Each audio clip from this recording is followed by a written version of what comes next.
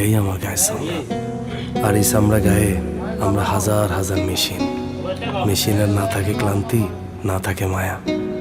আমাদেরও তাই। ঈদ মোবারক ভাইয়া। ঈদ মোবারক। ভাইয়া কত আমার জামাটা বেশি সুন্দর হয়েছে না? না ভাইয়া, আমারটা বেশি সুন্দর হয়েছে, তাই না? দুইজনেই সুন্দর লাগতেছে। একজনের পূর্ণিমা, আরেকজনের শাবনূর। কি যে কও ভাইয়া। লও ভাইয়া, আমার লগে কথা কও। চল আমার ভাইয়া। তোর পাঠানো টাকা দিয়াই ওরা কাপড় চোপড় কিনা আলমারি বোঝাই করে ফেলতেছে। তো কি হইছে আম্মা?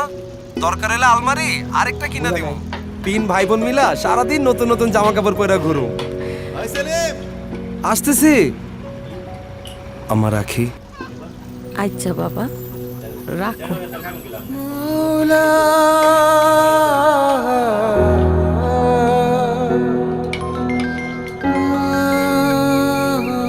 বাজান, ধান কাটার লেগে মজুরা তো অনেক টাকা চায়। তুই চিন্তা করিস না, আমি আস্তে আস্তে সব করে ভালাম।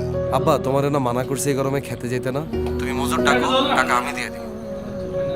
আচ্ছা বাজান, কাতারে কি অনেক গরম? দূর, কে কইছে?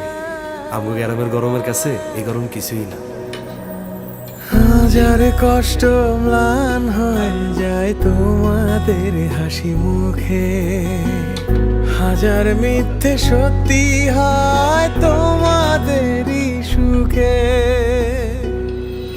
রব জানে আমি জানি ভালোবাসি তোমাদের। কিরে, কি খাস? দূর, এটা কোনো খাওয়ান হইলো? তুমি কি খাও? খাপসা। ইস, কেমন নাম খাপসা। আরে, এটা আরবের বিরিয়ানি।